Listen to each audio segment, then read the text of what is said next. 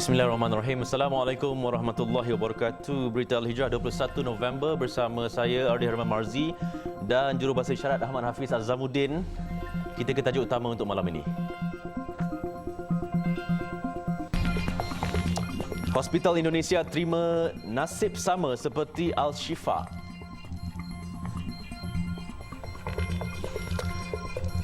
Juga Israel terus jadi pelawak reka cerita buruk tentang Palestin.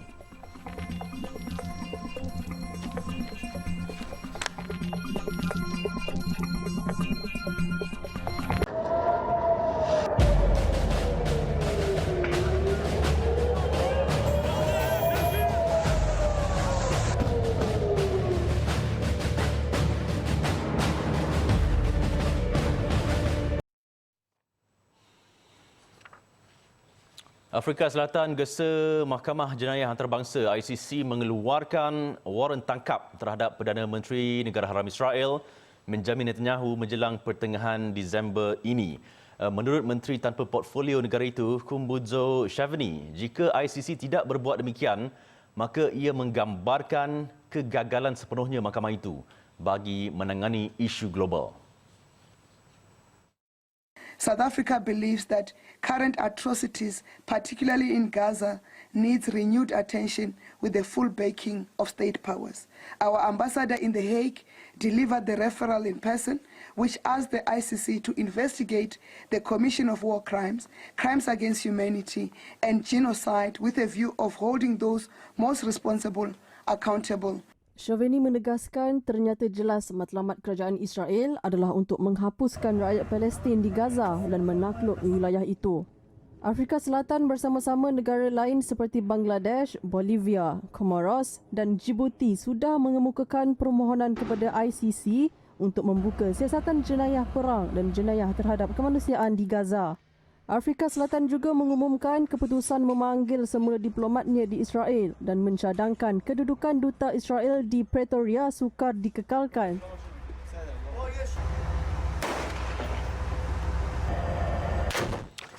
Ratus pesakit Hospital Indonesia di Jabalia dipindahkan dengan bantuan Persatuan Palang Merah beberapa jam selepas diserang Israel.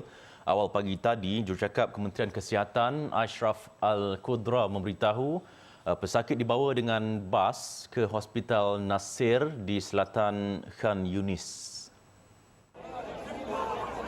Jelasnya tentera Israel sedang mengepung Hospital Indonesia dengan menempatkan kereta kebal mereka dan serangan terus ditingkatkan. Mereka bimbang perkara yang sama akan berlaku di sana seperti yang berlaku di Hospital Al-Shifa. Tegas beliau, masih terdapat 400 pesakit di hospital dan mereka bekerjasama dengan ICRC untuk berpindah.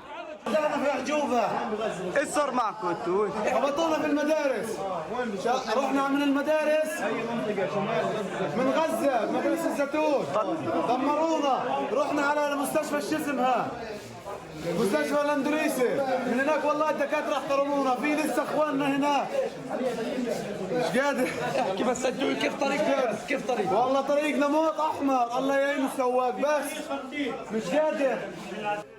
Ketika ini, kira-kira 2,000 orang yang kehilangan tempat tinggal berada di dalam dan sekitar hospital bagi berlindung.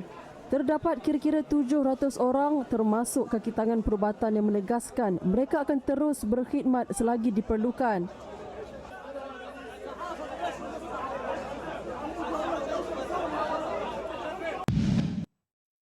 Sementara itu, 28 bayi pramatang dari Hospital Al-Shifa yang dipindahkan dari Gaza selamat tiba di Mesir melalui lintasan Rafah.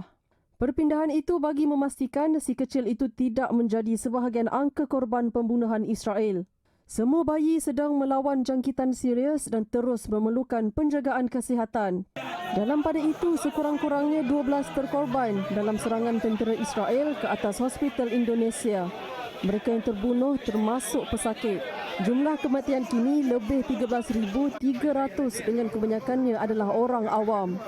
Manakala beratus-ratus mangsa perang masih berada di dalam hospital dan usaha sedang diteruskan untuk memindahkan mereka ke hospital di selatan Gaza.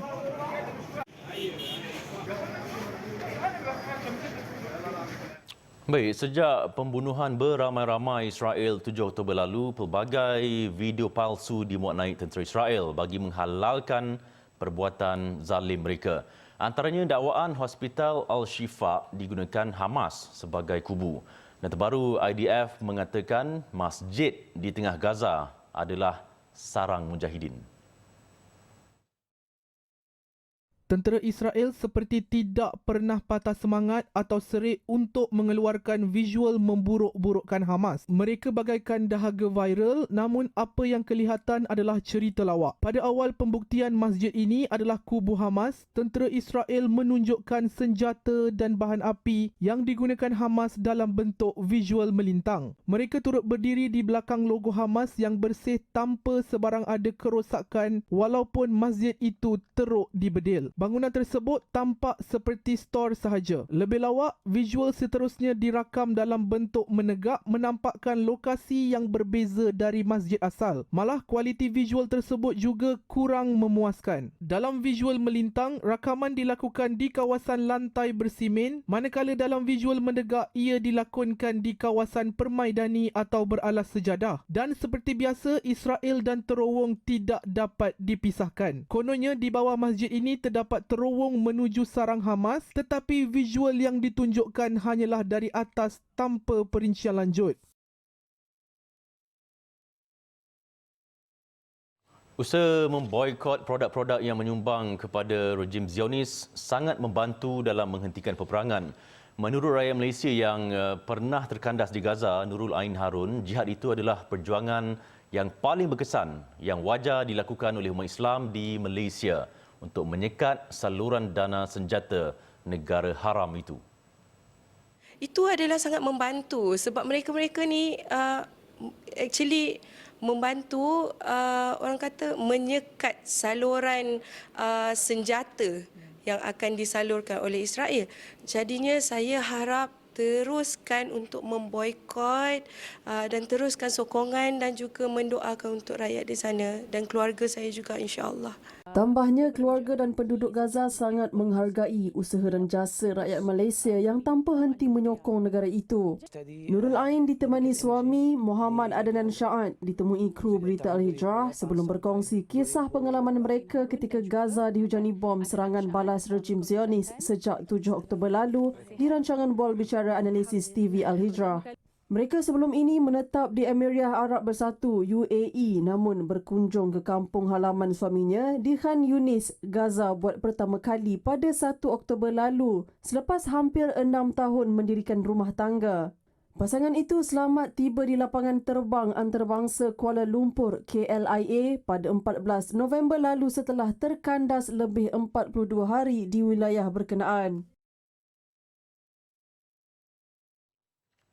Aman Palestin menyangkal tuduhan serta fitnah yang dilemparkan NGO itu berhubung 30% hasil kutipan sumbangan orang awam yang kononnya digunakan untuk tujuan pribadi. Bercakap pada sidang media di Ibu Pejabat Aman Palestin di Bangi, Ketua Pegawai Eksekutifnya Awang Sufian Awang Piut berkata, tuduhan melampau itu dilihat sengaja dicetuskan pihak tidak bertanggungjawab bagi memberi persepsi buruk kepada imej baik Aman Palestin.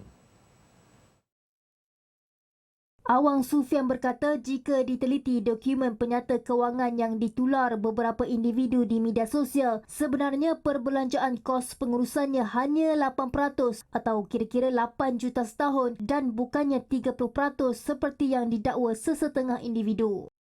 Kos 8% itu sebenarnya lebih kurang dalam 8 juta ringgit. Seperti yang saya sebutkan dalam kenyataan media itu, ianya adalah untuk menguruskan sebanyak 200 orang kaki tangan kita dan juga itu kita kira sebagai belanja hangus. Belanja hangus maknanya untuk menguruskan 200 orang kaki tangan kita dan juga untuk menguruskan 20 cawangan kita di seluruh negara.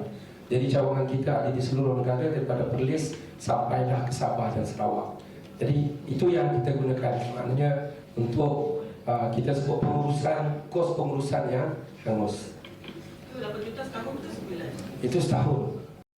Jelas Awang Sufian, kos pengurusan 8% tersebut adalah satu jumlah yang terkawal, tidak ada kesalahan dari undang-undang mahupun agama dan tidak melampaui batas untuk menguruskan hampir 200 orang kaki tangan dan sukarelawan aman Palestin di seluruh Malaysia. Jelas beliau lagi bagi kos operasi pula 22% yang digunakan aman Palestin adalah untuk belanja operasi yang meliputi kempen kesedaran, misi kemanusiaan, pameran bergerak dan program mega seperti himpunan dan konvensyen bagi membawa isu Palestin ke pentas antarabangsa. Ketika ini, Aman Palestin masih menunggu hasil laporan siasatan SPRM berhubung dakwaan penyelewengan dana bantuan tersebut. Aman Palestin akan insya-Allah mengambil tindakan undang-undang yang mungkin berkaitan dengan defamation ataupun fitnah jenayah, itu pertama. Keduanya juga, Aman Palestin sedang dalam proses untuk mengkaji bukan sahaja kepada individu yang terlibat dari segi fitnah atau defamation melalui undang-undang sivil. Sejak ditubuhkan pada 2004, Aman Palestin secara konsisten aktif menyalurkan bantuan dalam pelbagai bentuk projek kepada rakyat Palestin. Sehingga kini NGO itu telah berjaya membangunkan lebih 13 projek infrastruktur bertaraf mega di Palestin dengan keseluruhan perbelanjaan bernilai puluhan juta ringgit, antaranya pembinaan sekolah, pembinaan fasiliti kesihatan, masjid serta projek kemudahan rakyat. Projek bertaraf mega turut dilaksana Aman Palestin di Syria, Yaman dan Lubnan. Selain itu, Aman Palestin turut mengagihkan bantuan dalam bentuk program tahunan. Ketika ini, Aman Palestin sedang menggerakkan bantuan musim sejuk kepada rakyat Palestin.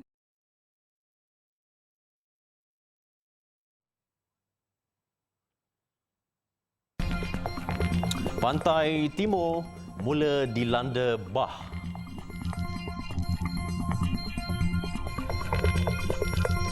Bersama Berita Al-Hijrah, Terengganu bersedia menghadapi banjir luar jangka susulan cuaca yang masih tidak menentu yang melanda negeri itu. Menteri Besarnya Datuk Seri Dr. Ahmad Samsuri Mokhtar berkata, kesemua agensi telah melakukan persediaan rapi termasuk memastikan aset mencukupi bagi menghadapi banjir. Datuk Seri Dr. Ahmad Samsuri juga yakin segala keperluan mencukupi bagi menampung mangsa yang terjejas termasuk pusat pemindahan banjir. Cuma yang kita nak kena pastikan ialah dari segi bekalan tu. Sebab bekalan tu memang dihantar lebih awal. Kena make sure bekalan-bekalan terutama bahan makanan tu dalam keadaan boleh gunalah. Sebab kita pun tak tahu berapa lama lagi. Beliau berkata pihaknya sentiasa berhubung rapat Jabatan Meteorologi Malaysia (MET Malaysia) bagi mengetahui kedudukan cuaca negara khususnya di Terengganu. Sementara itu, penduduk di sekitar Kuala Terengganu menyifatkan banjir yang melanda kediaman kali ini antara bencana terburuk pernah dilalui mereka. Jika sebelum ini air bah itu hanya memenuhi kawasan kediaman mereka, namun kali ini ia melimpah sehingga ke dalam rumah. Menurut penduduk, meskipun telah melakukan persiapan rapi dengan menempatkan barangan di tempat tinggi, namun kenaikan paras air melepasi jangkaan mereka. Api gelap, jadi saya pun nak buka api, jatuhkan kaki di katil, tengok air sekat peha dah. Lepas tu tengok mesin basuh tergelang dah. Jadi banyak benda dah boleh selamat tu. Dengan elektrik, wayar elektrik habis lah. Masa banjir tu malang tu hujan banyak tu kan, hujan tu lebat tu akak barang lakar ni. Tapi dekat tengah hari tu makin banyak air. Tak boleh dah. Wah, indah lah kabur. Air naik tak pakat tikak tu. Dia masa pagi tu dalam daerah pukul lepas subuh lah. Kering lagi, air tak dapat air lagi lah kawasan rumah tu. Lebih kurang dalam 1 jam lepas pada tu air dah naik dah sampai ke latar rumah lah. Jadi dalam pukul 9 tu makin dalang lah. Ada orang datang untuk bagi tahu, tanya nak pindah tak pindah lah. Mangsa terjejas banjir meningkat kepada lebih 1,000 orang. Pada Isnin, gelombang pertama banjir mula melanda Terengganu selepas beberapa kawasan di negeri itu mula dinaiki air. Sementara itu, di Kelantan, gelombang pertama banjir mula melanda jajahan Pasir Putih dan Bacok 33 keluarga melibatkan 127 mangsa sudah berpindah ke 3 PPS.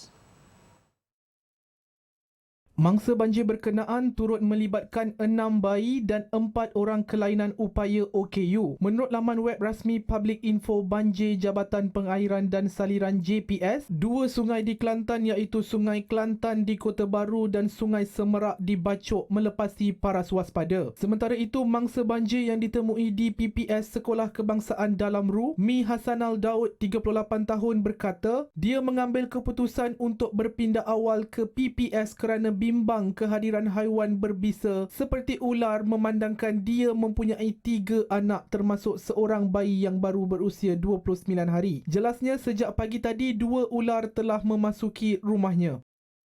Baru pindah. Belum ni tak ada pindah. Tak ada. Belum ni kita ada mutuk tua belum ni. Lepas ni kita duduk musim hewa lah ni. Jadi payahlah dengan baby yang pindah. Muka pun dari rumah tu pun pindah tu ular ke apa masuk ke takut anak-anak. Baik tu Pindah ni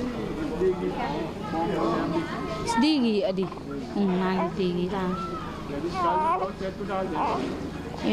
Kalau dia mau duk royak tang lepas lah situ. Seorang lagi mangsa banjir, Rosilawati Yaakob, 34 tahun dari Kampung Dalam Ru berkata, keadaan hujan lebat sejak malam tadi dan sistem saliran yang tidak diselenggara menyebabkan air naik dengan cepat sehingga mencecah 1 meter di rumahnya.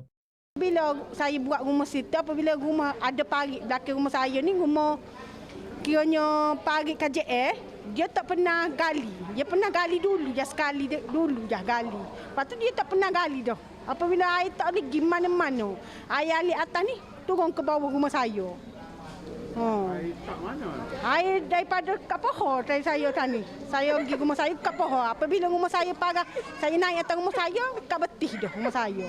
Jabatan Meteorologi Malaysia Met Malaysia mengeluarkan amaran hujan lebat berterusan tahap buruk sehingga esok di beberapa daerah di Kelantan melibatkan Jajahan Tumpat, Pasir Mas, Kota Baru, Tanah Merah, Bacok, Machang dan Pasir Putih.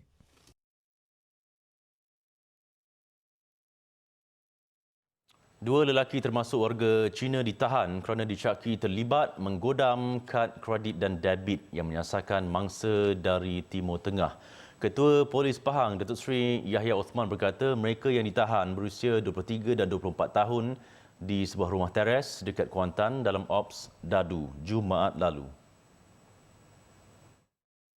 Datuk Seri Yahya berkata siasatan awal mendapati anggaran keuntungan yang diperolehi sindiket terbabit antara RM20,000 hingga RM30,000 sehari. Sindiket mendaftar dalam laman sesawang palsu sebelum mempromosikan iklan pembelian barangan bagi memperdayakan mangsa untuk mendaftar butiran kad debit dan kredit. Mereka kemudian menggunakan aplikasi Apple Wallet dengan mengimbas kad kredit dan debit digital yang terpapar pada skrin komputer. Kad yang digodam itu dari pelbagai bank luar negara seperti Arab Saudi, Turki, Qatar dan Kuwait.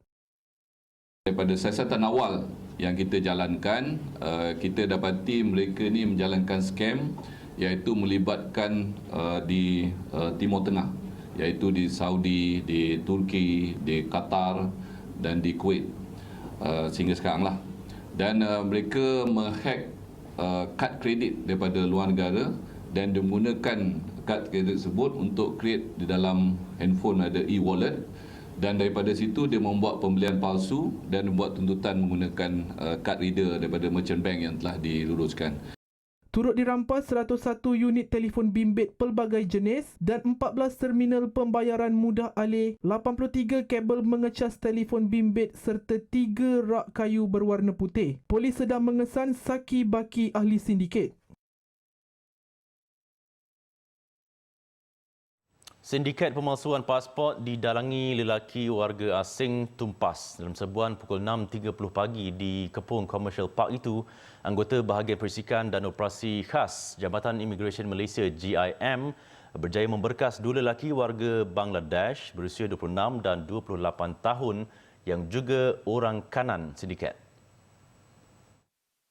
Ketua Pengarah Imigresen Datuk Ruslin Jusoh berkata, suspek ditahan ketika bersama membawa bungkusan yang mengandungi 105 naskah pasport palsu. Beliau berkata susulan serbuan itu pihaknya turut menahan dalang utama sindiket berusia 33 tahun di sebuah rumah yang dijadikan lokasi membuat pasport palsu. Di samping rampasan yang pertama yang kita buat kepada dua orang ahli sindiket, yang kedua di rumah ni kita ada rampasan lagi di mana 15 naskah pasport Bangladesh, 1 naskah pasport Indonesia dan termasuk juga 2 buah komputer riba dan 2 buah mesin cetak printer yang dipercayai digunakan untuk mencetak pasport palsu tersebut.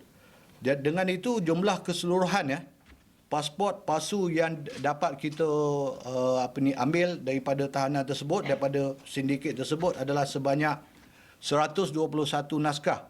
Tambahnya, siasatan awal mendapati pasport palsu itu dijual dengan harga RM500 hingga RM700 dan sindiket dipercayai mampu menghasilkan 5 hingga 10 pasport palsu setiap hari bergantung kepada permintaan pelanggan. Mengulas lanjut, beliau berkata pelanggan sindiket itu terdiri daripada warga Bangladesh, Indonesia, India, Nepal dan Pakistan. Pihak imigresen tidak menolak kemungkinan sindiket itu bersekongkol dengan satu lagi sindiket mengeluarkan pelekat pas pelawat kerja sementara palsu.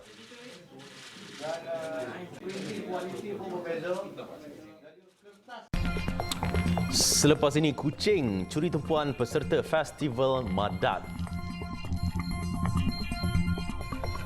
Pusat Penyelidikan dan Pembangunan R&D Gunaan Nasional atau MIMOS berhad menerima peruntukan awal berjumlah RM80 juta untuk menyegerakan pelaksanaan program Identiti Digital Nasional IDN.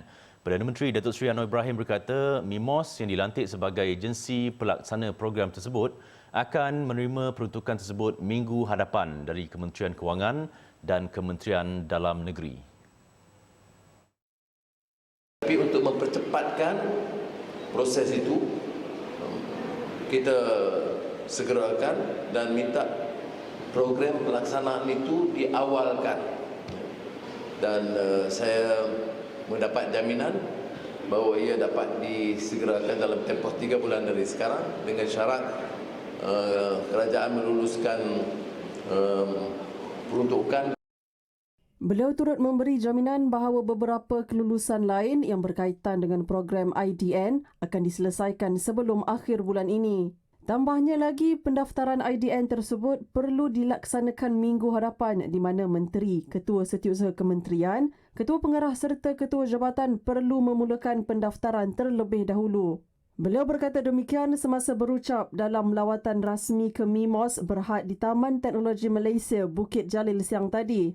Dalam pada itu, Datuk Seri Anwar Ibrahim memaklumkan bahawa ID digital diperlukan bagi membantu kerajaan dalam melaksanakan program subsidi bersasar serta program-program lain untuk rakyat.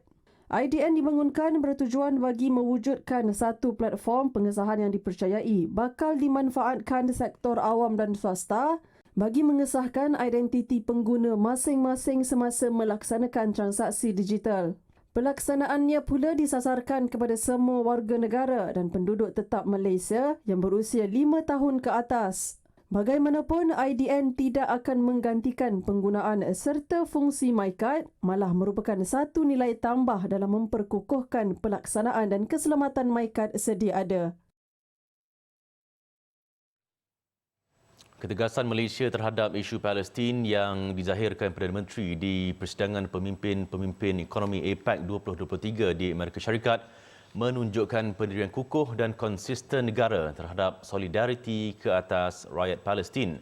Menteri di Jabatan Perdana Menteri Hal Ehwal Agama, Datuk Dr. Muhammad Naim Mokhtar berkata, penegasan Datuk Seri Anwar itu juga mengangkat isu prinsip dan nilai keadilan sejagat yang mesti dijunjung para pemimpin dunia.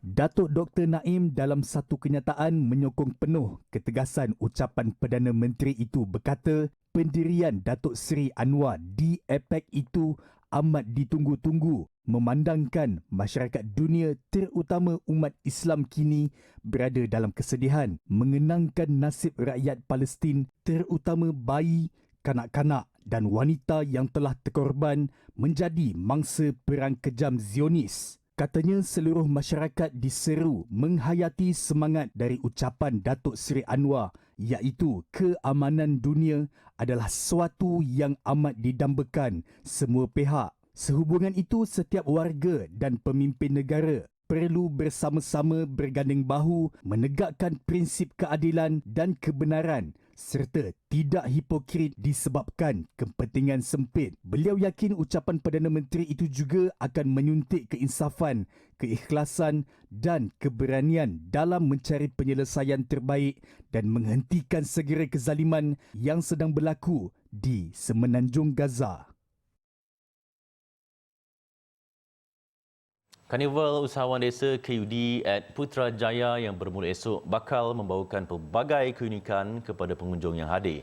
KUD merupakan inisiatif Kementerian Kemajuan Desa dan Wilayah KKW dalam memperkenalkan produk pelancongan luar bandar atau Rural Tourism sebagai tarikan utama. Menurut Timbalan Ketua Setiausaha Dasar KKDW, Datuk Cik Murad Sayang Ramjan, program ini disertai kira-kira 800 usahawan yang telah mendapat bimbingan kementerian. Ia juga bertujuan meningkatkan produktiviti dan memperkembangkan perniagaan usahawan terlibat. Sasaran pengunjung kita sasar 1 juta pengunjung panjang 5 hari ini dan juga tentu akan tanya pula sasaran jualan itu, sasaran jualan ialah 10 juta. Kita dari segi tunai dan juga padanan perniagaan, business matching dan sebagainya lah. Total kita nak 10 juta. Target kita lah. Kita juga telah mengingatkan kepada semua usahawan sebagai agensi bawah kita, kesemua mereka ini akan wajib menggunakan QR code semua, cashless. Sebab kita nak supaya kita menggunakan era digital pada hari ini. Jadi tak payah guys, kalau mungkin ada yang kata tak bawa cash, gunakan telefon, scan saja. Penganjuran karnival membabitkan 10 agensi di bawah KKDW, antaranya Majlis Amanah Rakyat MARA, RISDA, Kemas dan Felkra. Program ini turut mendapat sokongan dan kerjasama daripada Perbadanan Putrajaya, khususnya dalam kelulusan penggunaan lokasi Anjong Floria dan hikmat nasihat pelaksanaan program berskala besar ini. Karnival ini bermula jam 10 pagi sehingga 10 malam sehingga 26 November ini. Taman Kuching antara yang menjadi perhatian dalam Madat Festival 2023. Pengunjung terutama pencinta haiwan berkenaan tidak melepaskan peluang menyentuh dan membelai haiwan kesayangan Rasulullah SAW itu di festival yang berlangsung selama 10 hari itu. Taman kucing ini dibina bersebelahan Masjid Madat. Pencinta kucing amat teruja datang ke festival ini yang turut mempamerkan pelbagai jenis haiwan berkenaan. Seronok lah boleh main tengok kucing banyak kat sini sebab pencinta kucing. Kucing tu selamatlah kalau duduk kat sini sebab ada orang jaga dia. Sementara itu, Pengarah Urusan Madat Muhammad Yaakob Yusra Muhammad berkata, lebih 150 ekor kucing dipamerkan pada program ini. Seramai 15 kaki tangan ditugaskan bagi menjaga dan memastikan semua kucing diuruskan dengan baik. Biasanya kucing ni binatang kita tengok duduk di tepi-tepi jalan, orang buang-buang. Jadi Madat ni tidak ada kaitan asalnya. Asalnya kami buat rumah kucing tu awal sebelum masjid. Jadi alang-alang dah masjid itu dekat dengan rumah kucing. Jadi kita sinonimkan agar sebenarnya dan dari segi terapi kanak-kanak, kucing binatang yang sangat bagus untuk kita didik anak untuk bertanggungjawab. Untuk dia jaga, ada rutin cara mandi dia, makan, berak, kencing dan sebagainya. Jadi tidak ada kaitan apa, tapi kita nak abang kata dengan binatang pun, kalau dalam Sahih Bukhari menceritakan dengan anjing pun kita boleh masuk ke dalam syurga. Maka insya-Allah mudah-mudahan dengan kita menyantuni baik binatang ini, Allah pandang dengan kebaikan untuk masuk ke dalam syurga Allah Subhanahu Wa Taala. Jadi datanglah.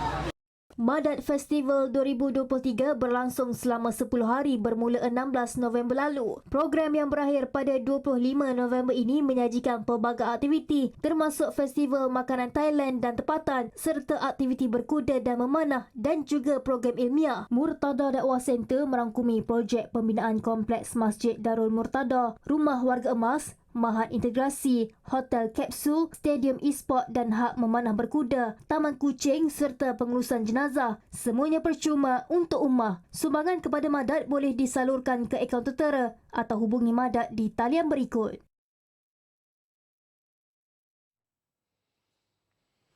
Baik, sekian untuk malam ini. Saya Ardi Herman dan Jurubahasa Isyarat Ahmad Hafiz Azamuddin. Satukan rumah dengan ilmu bagi memperkasa Malaysia Madani. Assalamualaikum warahmatullahi wabarakatuh dan selamat malam.